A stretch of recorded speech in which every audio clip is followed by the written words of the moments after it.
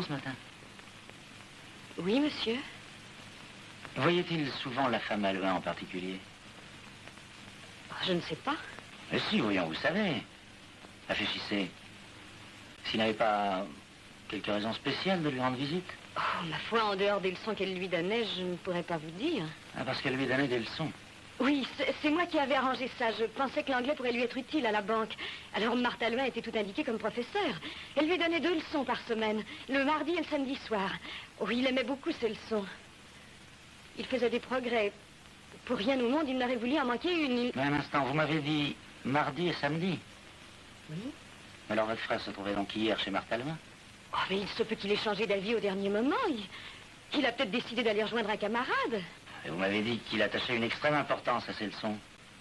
D'ailleurs, un voisin de palier de Marthe Alluin, le sieur Boussary, a entendu Jean Fournier sortir de chez la victime. On a reconnu sa façon particulière de descendre les marches 2 à 2. Écoutez, je m'excuse de vous poser une question qui peut paraître gênante à une jeune fille. Enfin, étiez-vous au courant des rapports qu'en dehors de ces leçons, votre frère entretenait avec la femme Alluin? Non, Il ne vous a jamais fait de confidence? jamais.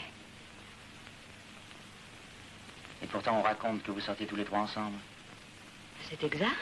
Bon. Alors, voulez-vous m'expliquer comment la liaison de Jean Fournier et de la femme Alluin n'a pas attiré votre attention? Je n'y pensais même pas. Voyons, fine comme vous l'êtes. Et le soir des crimes non plus, vous ne vous êtes douté de rien. Votre frère est rentré se coucher, vous dormiez. Oui, À quelle heure?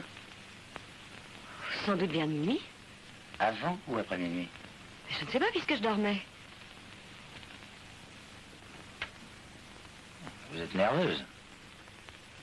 Ah oui, je suis nerveuse, on le serait à moi, vous savez. La découverte de cette chose horrible, cet interrogatoire. Ah, voyons, un si beau minet. Vous n'aimez pas les bêtes? Si vous connaissez Dagobert, le chat que nous avons à la préfecture, il n'y a pas d'animal plus intelligent. Quand je fais mes rapports, il vient regarder ce que j'écris, et puis il fonce le museau comme pour dire « Eh ben, mon vieux Robert, je tampon des bêtises. » À un certain moment, je me demande si Dagobert sait lire. Excusez-moi, c'est ce chèque qui est arrivé tout d'un coup. J'ai eu peur. Peur?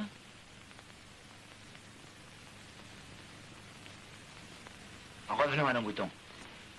Vous n'avez rien entendu d'insolite dans la chambre de votre frère la nuit dernière. Selon vous, il dormait très normalement. Oui? Si ce jeune homme jouit d'un pareil sommeil, il a la conscience tranquille. Et ce n'est pas lui qui, vers minuit, est précipitamment descendu du 2e étage, où, comme tous les samedis soirs, il se trouvait. Je n'ai pas entendu. Bon. Alors, le crime aurait eu lieu juste après son départ. Monsieur l'inspecteur. Tout à l'heure. Non, c'est qu'on vous demande. Il paraît qu'on a trouvé là-haut des lettres du fils Fournier. Alors, il y en a un gros qui m'a dit allez trouver l'inspecteur Bernard. Mais je ne suis pas l'inspecteur Bernard. Ah bon, vous non, n'êtes pas non, le... non, l'inspecteur Bernard perquisitionne au premier. Bien, bien, oui. Alors, allez lui faire la commission et fichez-moi la paix. Merci, monsieur l'inspecteur. Ces lettres ne prouvent rien. Ah, est-ce que je sais, moi? En tout cas, ce sont des lettres de Jean Fournier. Du moment qu'il se trouvait chez Marthe Alluin le soir du crime, il se peut qu'entre sa correspondance et son départ du lendemain à l'aube, s'établisse une corrélation.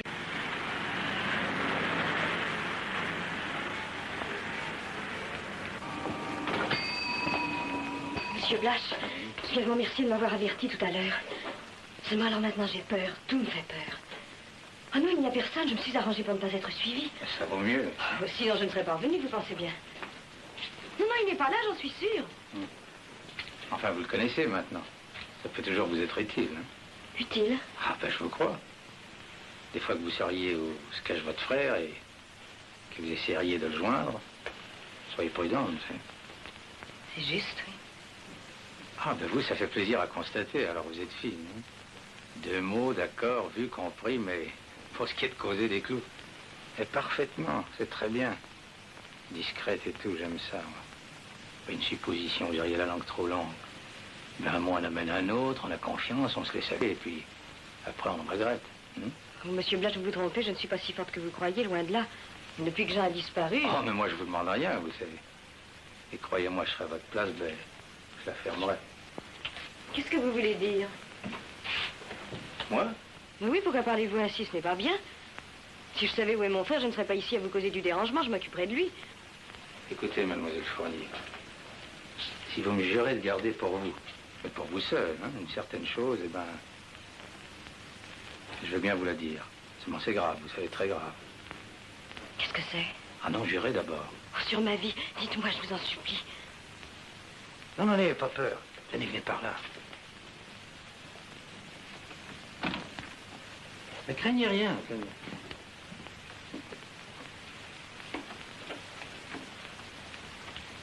Voilà. La chose dont il s'agit remonte à hier, après la levée du corps. Oui, j'avais fermé ma boîte et j'étais allé boire au café en face. Vous vous rappelez, il faisait presque nuit. Et alors? Eh ben, j'ai assisté au départ et une fois que le fourgon a disparu.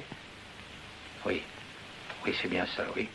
Je suis revenu ici et puis j'étais sur le devant de ma boutique à regarder les gens aller et venir. Et ben, votre frère a passé tout contre moi.